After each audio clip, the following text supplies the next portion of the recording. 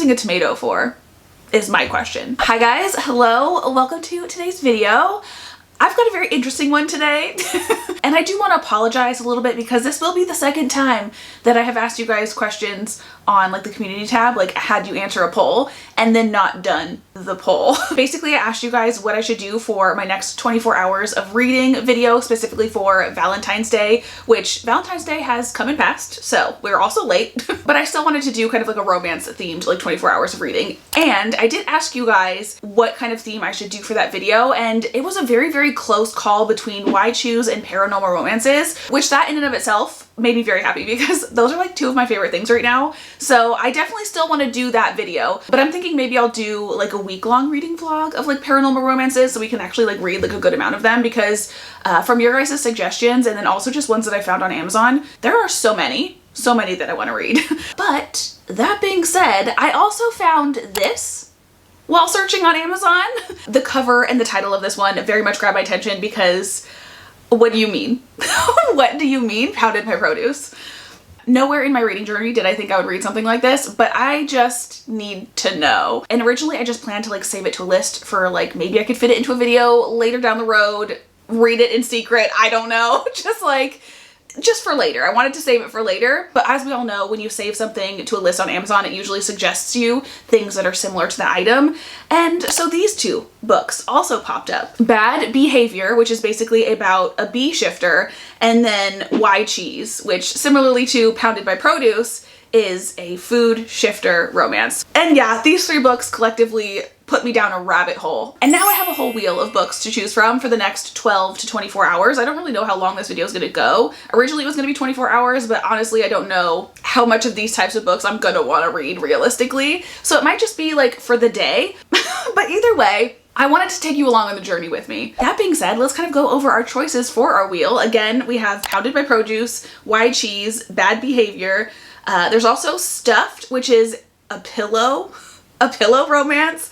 And then we have Teddy, which is about a teddy bear, which teddy bears are very much like a child's toy, and that just kind of weirds me out. So I don't know if I'm gonna honestly want to read that one, but I added it to the list because it's another one that I saw. And then we have Squeak, which to be fair could also be kind of like a child's toy type of thing. I used to actually, I was in the Girl Scouts when I was little, and we were gonna have like this like fair thing where we're gonna dress up like clowns and stuff. And I took like a little class where we actually learned how to make balloon animals. And I never actually did that fair because we moved like shortly after that, but I do think I could still make a balloon animal dog. And I'm just like really intrigued by a spicy romance about balloon animals. And then the very last one that we have is Forked, which is about a fork. And this one is actually part of a series. I think there's actually a couple of them that are parts of series, but the Forked one I remember specifically because it's forked, spooned, and then knifed. So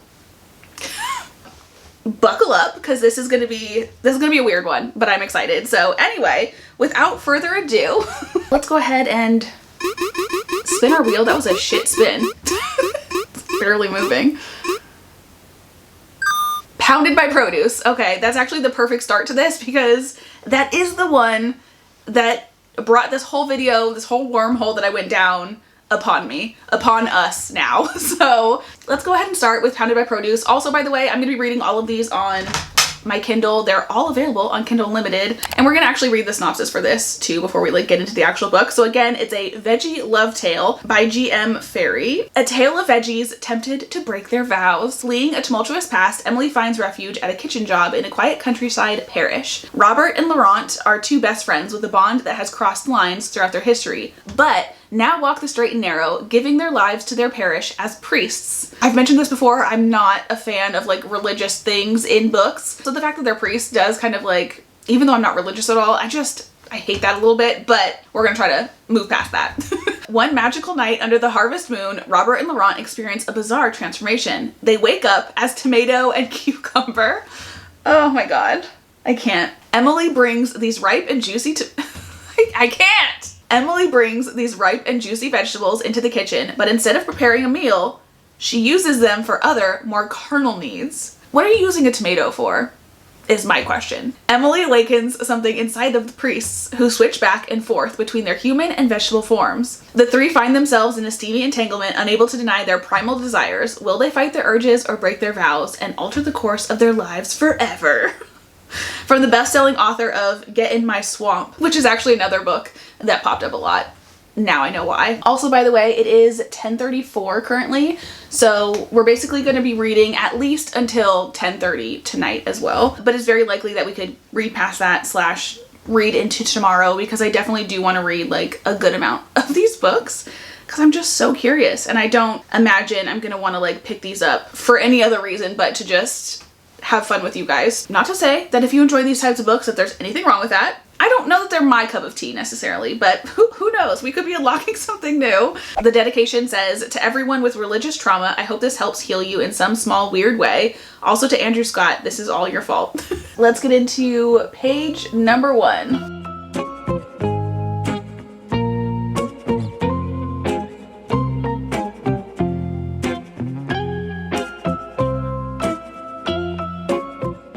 Dreams do come true. We are getting the perspective of the men as well. I don't know why I wasn't expecting that, but we do have our perspective from Robert, who is apparently the tomato. I cannot wait. Nothing has happened yet, but I can't stop like laughing. He just picked up a tomato and gave it a nice little squeeze. What is happening?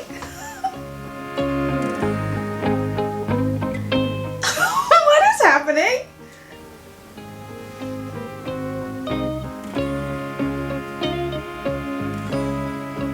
Okay. Things were getting like spicy out of nowhere, and I'm like, this doesn't seem right.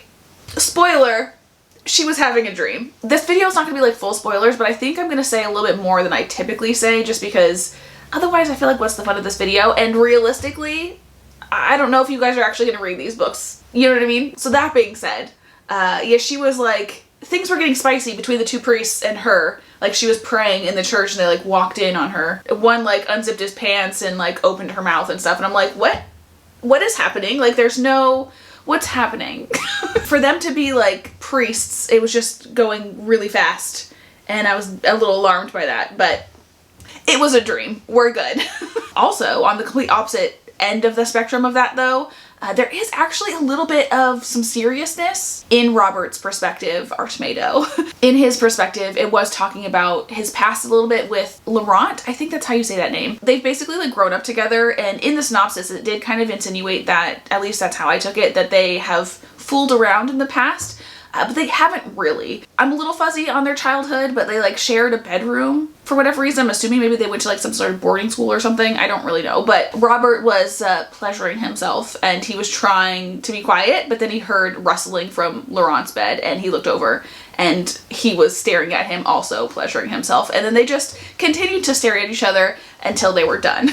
And apparently they've done that a few different times, but since they've come to this parish and they've had like their own rooms and stuff, they haven't done that. And they do like little touches, like they'll bump shoulders and they'll, you know, touch hands and things like that. And that's obviously something that they feel like is not appropriate because of their religious background and stuff, which is one of the reasons why I personally am not a religious person. I'm not saying every religious person is like this, but I just feel like religion as a whole does tend to kind of, you either need to follow the rules or you're wrong. You're bad, and I just don't like that. Obviously, I feel like if you're hurting someone else, that's a different story, but if you're just living your life trying to love who you want to love, I don't feel like you should be punished for that or you should be looked down upon for that. I just feel like in general, people should just be allowed to be who they are without judgment from other people. And this book is kind of touching on that a little bit, which makes sense to the dedication where she said if like, hopefully it's healing at least a little bit to people with like religious trauma. So I'm kind of actually interested in how that is gonna like play out, which is also too why I was very confused as to what we just read about her dream. Like before I realized it was a dream, I was kind of like, where's this coming from? But that is not actually what was happening. Anyway, so that's kind of where I'm at right now. We're still very early on, it's 12% in. I've still got apparently 4 hours left. This is a little over 200 page book, I believe. So it's gonna take me about 4 hours.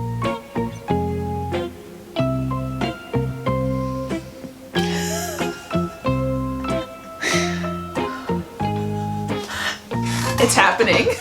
The moment has arrived. We're in Laurent's perspective. He is the cucumber. And the way that the priest turning into a cucumber and a tomato was addressed was very eye-rolly, very cliche, but we are now at that point. Both of them just fell asleep in the garden, and we're in Laurent's perspective, and he's waking up as the cucumber.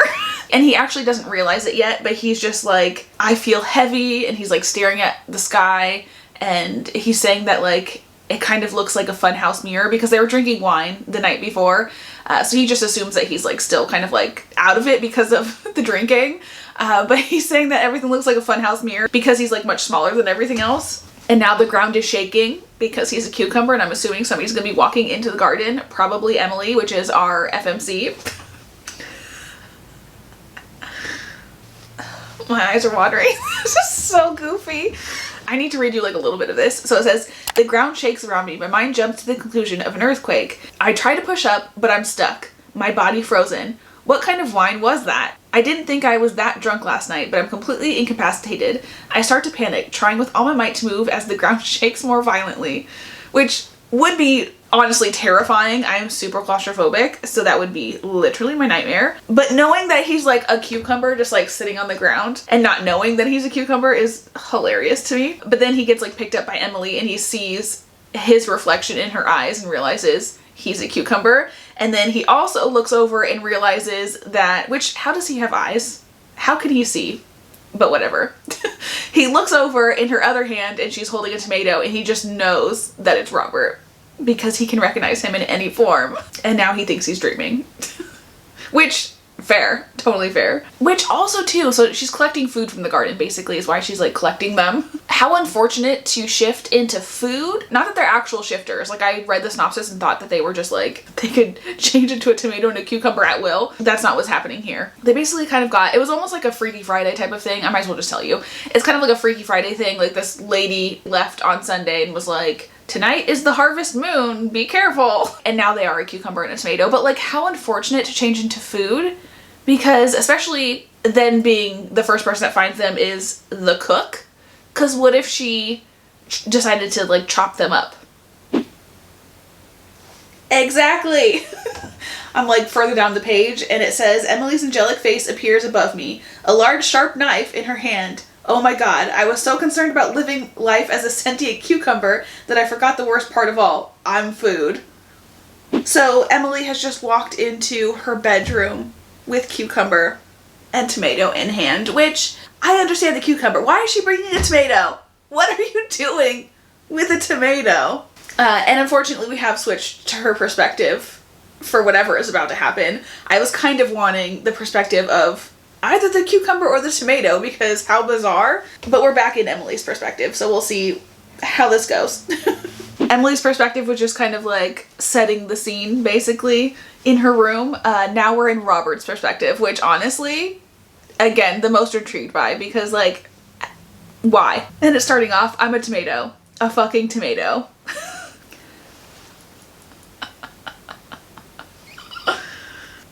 Oh my god. No, no, no. He's being basically used to like rub her down, and currently he's rubbing her down. And I don't think I want to actually read the sentence because it's a little graphic, but he just burst a little bit and spilled his literal seed onto Emily. And now we're back in Emily's perspective and she's just awoken from a nap. What a ride. What a ride. I've got about an hour left in the book, but it's like 1 o'clock and I'm hungry. So I already prepped like a wrap, like a pinwheel wrap earlier. So I'm gonna go ahead and cut it up. But while we do that, I figured I'd kind of like update you on my thoughts on our book. Here is said wrap. I learned from working at Target in the Target deli, if you want to have like a pinwheel that like stays together, you have to like refrigerate it for a little bit. So that's what I did. I made this a couple of hours ago. And actually I need a plate, so excuse the reach. But as far as like what's going on in the book and stuff, so you guys, I'm actually enjoying it. Like the spice obviously started out pretty ridiculously, but the actual story outside of the spice isn't half bad. Like I'm enjoying it. It definitely does have the whole plot of, so basically we have the two priests obviously, and one of them, Robert, and he's definitely the one that's like more troubled with kind of like inner turmoil of his feelings for not just like what's going on with between the three of them in their vegetable form and whatnot, but like also just with his feelings prior to all of this for Laurent. On the flip side of that, Laurent is basically just doing the whole priest thing to be with, as much as he can possibly be with Robert. He definitely has feelings for him. He always has. And this is kind of like the only way that he can be as close as possible to him. So he doesn't take the whole like priesthood thing that seriously. And yeah, that whole dynamic, the dynamic between the two of them is actually a little heartbreaking, to be honest. They had like a little bit of a moment and I was just like, ugh, like gut wrenched for them. Vegetable stuff aside, it's an actual better story than what I thought it was gonna be. And I'm enjoying it.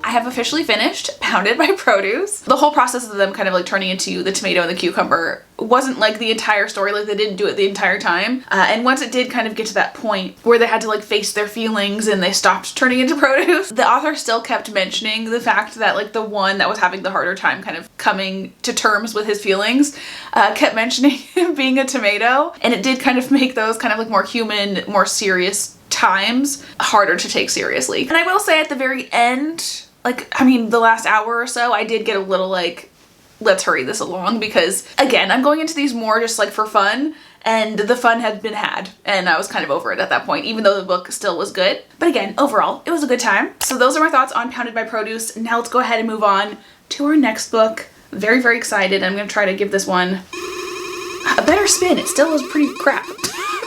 I don't know what the deal is. It was so close to being squeak. But we're gonna be reading Forked. The cover of this book cracks me up because it's just like a fork with like some flowers. Like they tried to make it look really cute. It's officially downloaded onto my Kindle. Let's go ahead and read over the synopsis before we start reading. So this one says, is that an earthquake or is your fork happy to see you? Imagine a World War II super soldier and his unit were trapped in cutlery by the government, and the only way they could transform back was by being intimate with a woman. Shortly after moving to a new city, Mercedes buys a set of antique silverware from an estate sale and discovers she has a preference for one particular fork. That is in and of itself so funny to me because I go to estate sales all the time and I can't imagine like thrifting something and just like coming home and being like, I love this jar. Is the man who appears when the fork disappears real or a salacious fantasy?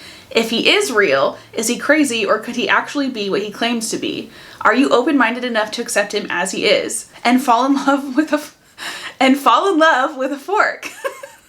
Find out how far Mercedes is willing to go to save him and his friends in Spooned and Knifed. So the government trapped a bunch of soldiers into cutlery and then somehow misplaced them to the point where they are now at some random estate sale. And also, they can only transform back after being intimate with a woman. So that means she was intimate with this fork.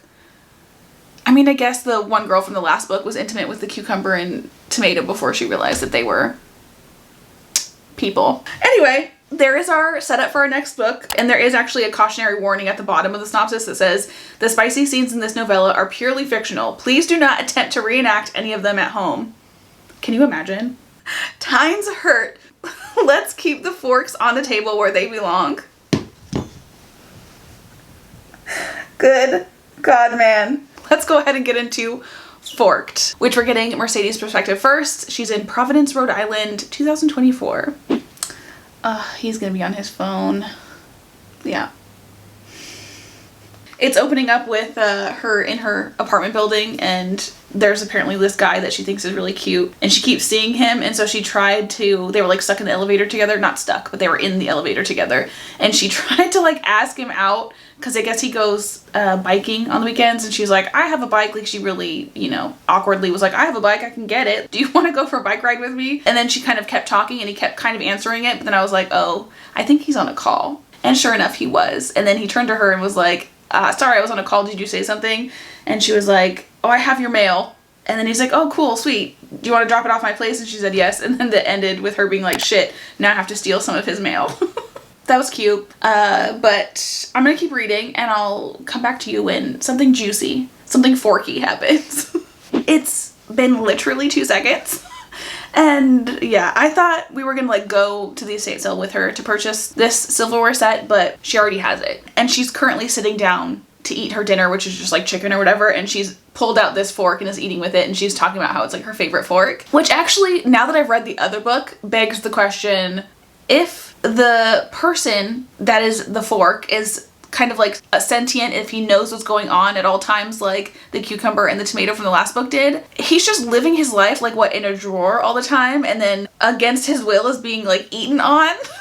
I feel like that has to suck. It says, it's old-fashioned and sterling silver, perfectly weighted with solid tines that feel good in my mouth. I place my fork beside my plate of chicken and sit down. As I use the side of the fork to cut my food, I consider getting up to retrieve a knife, but I've become used to using only the fork. I stab a piece of meat and bring it to my mouth with anticipation. Prior to owning this set, I didn't understand how different sterling silver would feel from stainless steel. It's heavier and warmer, somehow making the act of eating something as simple as plain chicken feel like an indulgence. I love the way it feels on my lips and how it slides over my tongue. Holding the fork in one hand, I meet my cat's gaze. This is why I have to have sex with someone, Mike. I'm beginning to find inanimate objects sexy. Now the fork is vibrating in her hand. So the fork was vibrating, and she dropped it on the table because it was vibrating, so then her cat smacked it off the table, and then she went to go pick it up, and then she saw shoes instead, you know, attached to a man, instead of the fork. In the synopsis, it said she had to be intimate with the fork. She has to be intimate with the fork for it to turn back into a man, but maybe that's just to, like, keep him as a man. But also he just said, you're not at all how I imagined you. So I don't think he can see, like, the tomato and the cucumber from the last book, which makes more sense because I still don't understand how the tomato and the cucumber were able to see with no eyes, but we're talking about a sentient tomato and a cucumber here. Semantics. Ooh, this is interesting. Okay, so chapter 3 is in Hugh's perspective, which is our fork, and it's actually dated London, May 8th, 1945. So we're getting not only multiple perspectives, but we're also getting multiple timelines. So we're gonna get his timeline of him getting turned into a fork, which I'm actually excited for. I haven't read much of this one yet. Again, we're only on chapter 3, but like, these are both better than I thought they were gonna be. Like more, I don't know, I was just expecting like something really goofy, and these are actually like stories.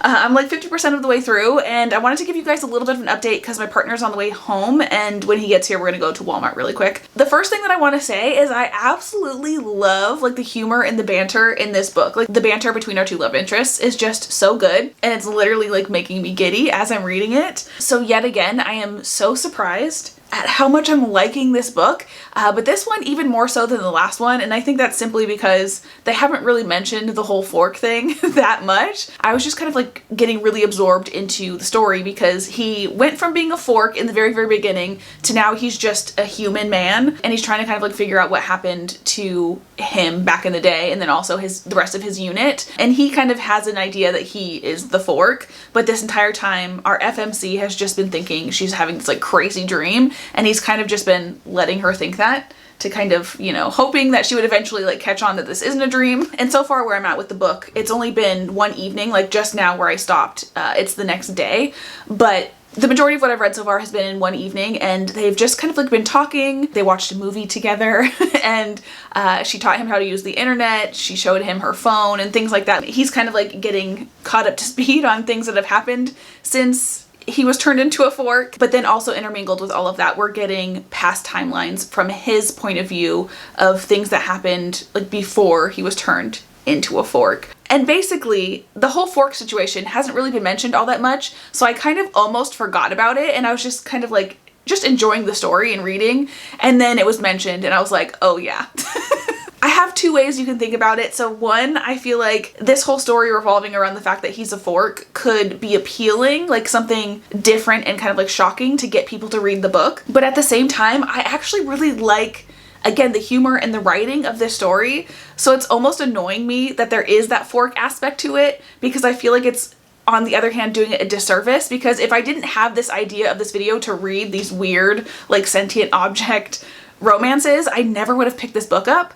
And it's actually good. I'm 50% of the way through, and unless something like crazy stupid happens, I'm gonna be also reading not only forked, but spooned and knifed as well, because I'm invested. This is a really good story, and it hasn't been anything like super explicit yet anyway.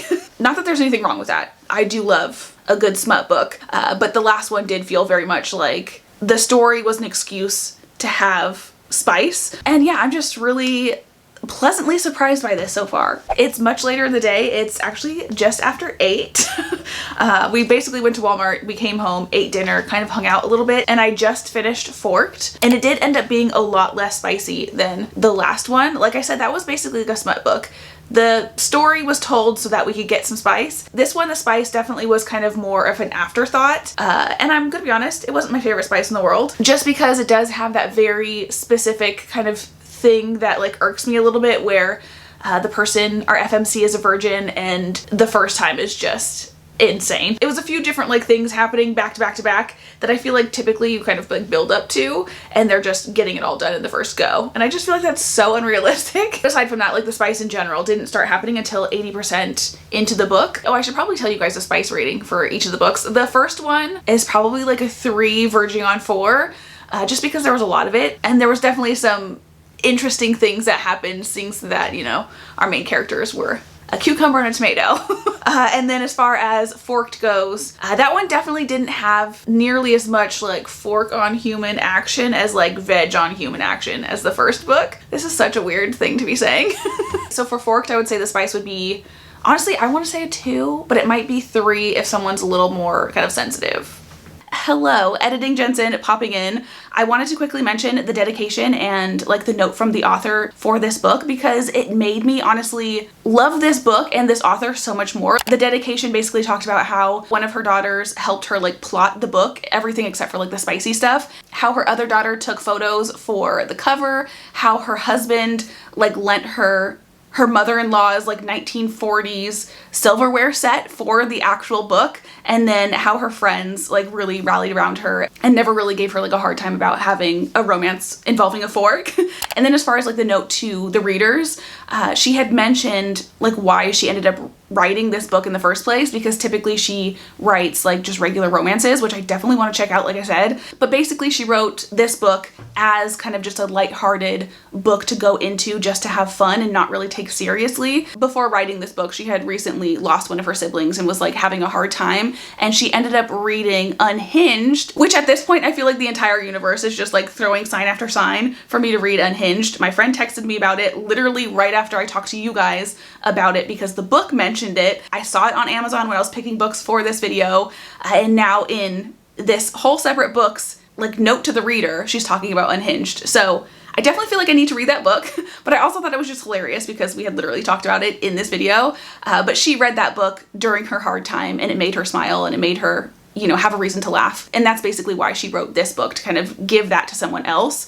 And I just thought that was so cool and so like sweet. I don't know, I'm obsessed with this book, with this author. Highly recommend. Moving on.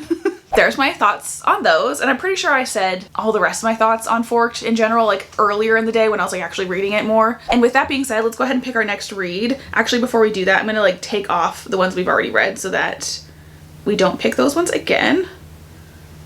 All right, so now we still have Teddy, Squeak, Why Cheese, Stuffed, and Bad Behavior. I'm gonna be honest with you guys, I'm having a lot of fun with these books, so I'll probably end up reading all of them regardless of whether I film it or not. But anyway, let's go ahead and see what we're gonna be reading next and see if I can actually get a good spin this time. Okay, that one still kind of sucked, but it's been the best spin so far. I don't know what my deal is. Normally this goes like nuts.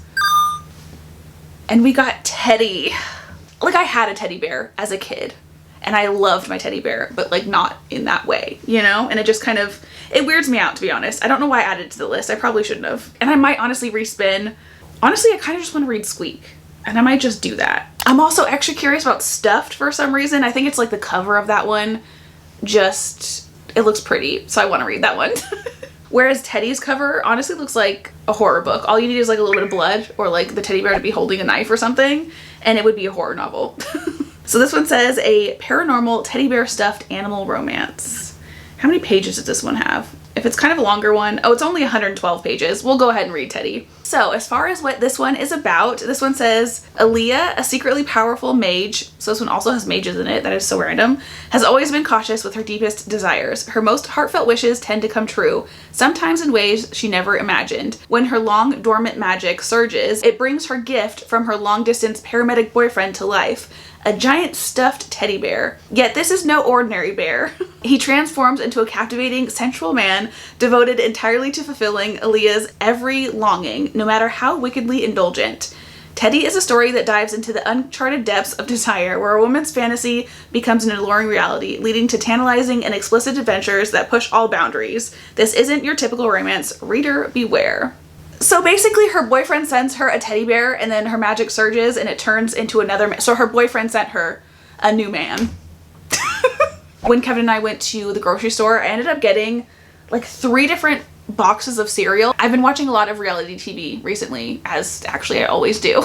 And for whatever reason, a lot of people seem to be eating cereal in them, and it just made me like crave cereal. So I was just gonna get some that I've like had before, but we got some new different ones that I've never seen. So I kind of want to do like a little cereal flight, if you will. I feel like the lighting in here is probably horrendous, so I apologize for that.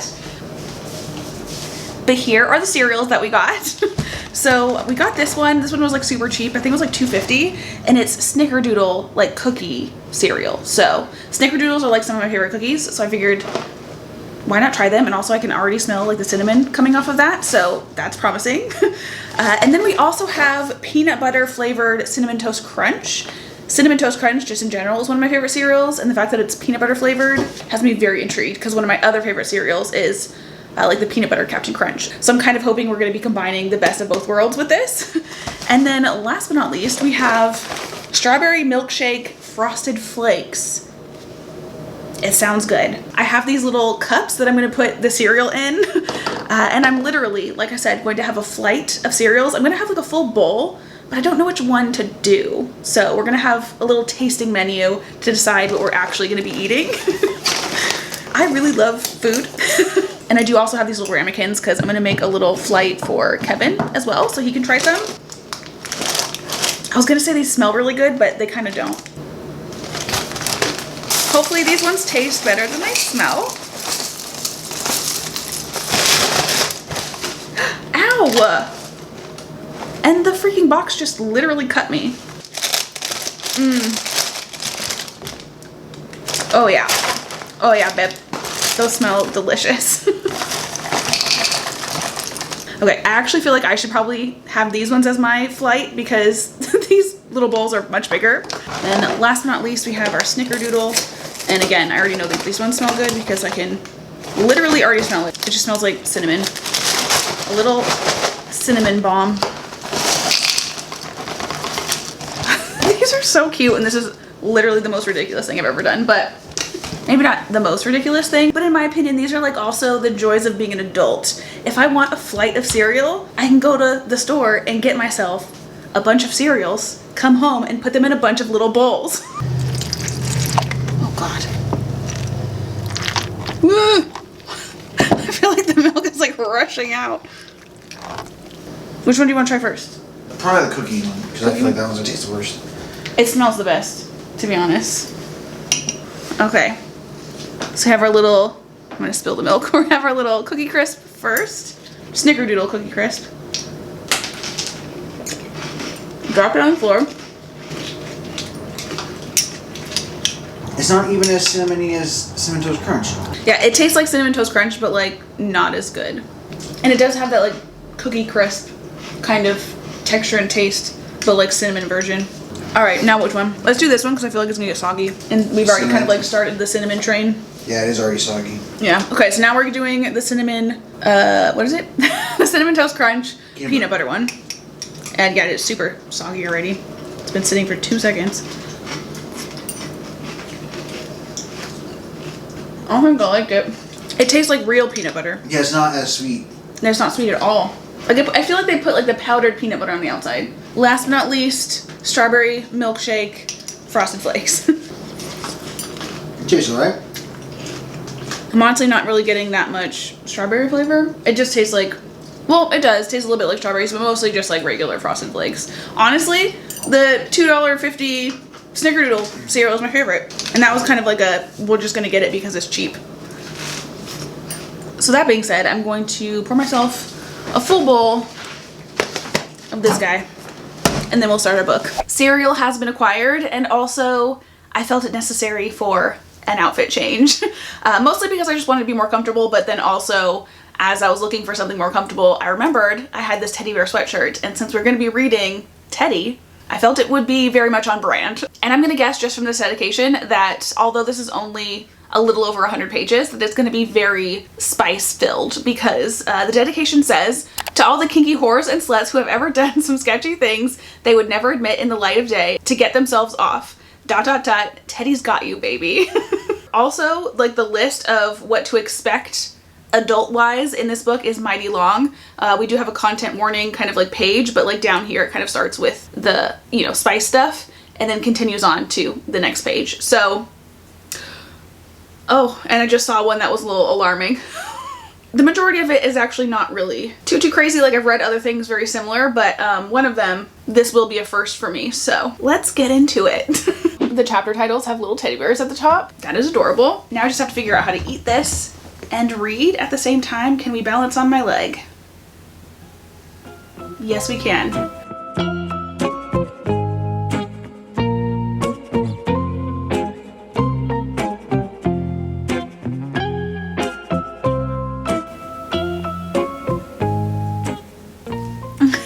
This book just referenced a book about a sentient door, and I literally saw that while I was looking for books for this video, but also during like my research. I found a Books and Lala video where she did a video last February very similar to this one, and she read the Sentient Door one. So I didn't want to read the same books that she already read in that video, so that's actually kind of funny that they're literally mentioning a real book. Her and her friend were talking about this book about this door. I feel like I say her name different every single time I've said it, but I'm pretty sure it's Aaliyah. Was blushing furiously and counting down the minutes until Alex left and she could go play with herself. She'd never thought in her wildest dreams that a book about a door would get her going.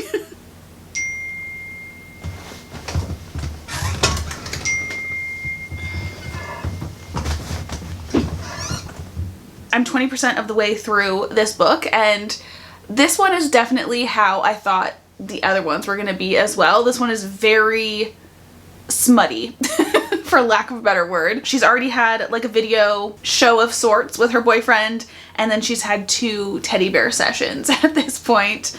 And mortifyingly, the most recent time, she didn't have time to like clean up the situation before she had to go to work, and she just came back home and her whole room was like spotless, and she's like, what's going on? So she texted her boyfriend and he's like, oh, did you get my surprise? And she's like, what surprise? And he said, the house cleaning service. So somebody came to her house and cleaned up her extracurricular activities with her teddy bear. This one is also a little different from the other two, because even in the synopsis, this one mentioned that like the teddy bear turned into a boyfriend. I mean, we're still very early on, so he could turn into a man at some point, but so far he's just been the teddy bear, and he is currently talking to her via her brain, because the way her magic works specifically is like she'll wish something into existence, and both times that she did activities she felt like certain things that she was saying was happening, but she thought it was just like her imagination, like overactive imagination, and it just kind of clicked with her that maybe even though she's not actively making a wish, maybe it's like, you know, still the intent is behind it. So she tried talking to the teddy bear, and now he is speaking to her via her brain. This one is skeeving me out a little bit, I'm gonna be honest. And she actually also just referenced, like, this isn't a possession. I'm not gonna like wake up to you holding a knife. I actually had a dream when I was a kid. I had like a teddy ruckspin. I don't know if anyone my age knows what I'm talking about, but it was basically like a teddy bear that you put tapes, I think, in his back, and the mouth moved and it would tell like a story. And I loved that thing until I had a dream that he, or like a nightmare, that he was chasing me around the house with a knife. And after that, I like put him in the back of my closet and never played with him ever again. This is giving that vibe. Now, if the teddy bear starts moving by itself, I might have a problem with this. I don't like it. He just moved. He just moved, and now he's holding her. The giant teddy bear just moved off of a chair and is now holding her up. I am mildly horrified by this. Also, the way that the teddy bear like speaks, it seems very like robotic almost. Oh god, I hate this. Hi guys, it's been a couple of days since I last filmed. I was really trying to wait for a sunny day, but it rained all day yesterday, it's raining all day today, it's gonna do the same thing tomorrow and the next day, so we just need to wrap up this video And we did leave off with me reading Teddy. I obviously finished it, and I think I did actually finish it almost exactly at 10:30, so we read for a full 12 hours. I had originally planned to read at least one other book after Teddy, but I'm gonna be honest, it wasn't my favorite, and it kind of just, like, the momentum kind of got lost. Also, I want to kind of explain my like star ratings because I put like a little note on the bottom. I've already been like editing this video, but I put like a little note at the bottom of the screen, but I wanted to kind of like explain it just in case it didn't make sense.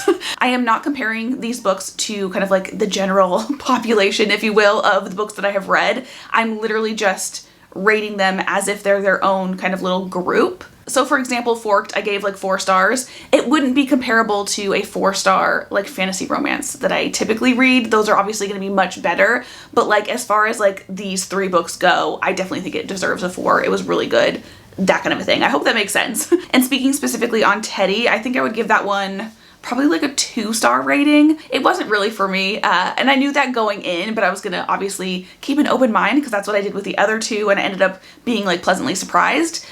This one was basically exactly what I was expecting from the other ones, and just from this kind of like genre or trope or whatever in general of like the sentient object kind of a thing. This was basically erotica. Like there was almost no plot whatsoever. The whole plot was basically that our FMC had a long distance boyfriend. He sent her a teddy bear. She did things with said teddy bear, and that was it. Like it was a bare minimum plot so that we had an excuse to have like a lot of spice scenes. So if that is not the type of book that you want, this is not the one for you. And personally, I do on occasion like that kind of book, but this one in particular was just not my vibe.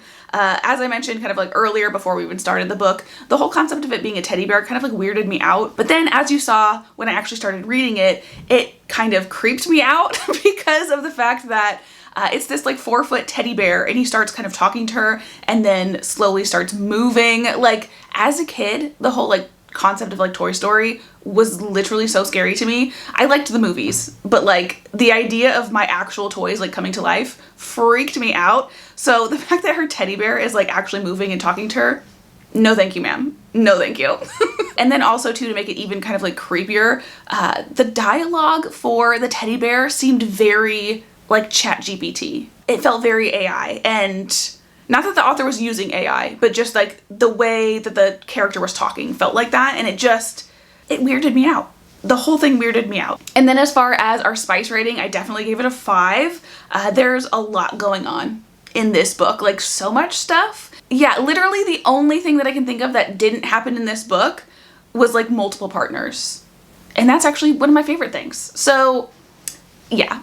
But all of that being said, I did have such a good time. This was one of my most fun kind of like just sitting down reading all day kind of days. I laughed so much. I went into this video just thinking we were gonna have a fun, weird time, but like I'm leaving it feeling like maybe pick up a sentient object romance. Try something new. And on that note, I actually do have a few more left on our wheel. So if you want another one of these videos, like a part 2, let me know and we'll read some more together. But also if not, I can totally understand this not being your cup of tea. And actually, that being said, let me know if you've read any of these types of books. Like, have you ever been interested in a sentient object romance? Have you read them? Which one have you read? How did you like it? What was your experience? I need to know. Anyway, that is everything that I have for this video. I hope you guys have had the most amazing of days, and I will hopefully see you in my next one. Bye!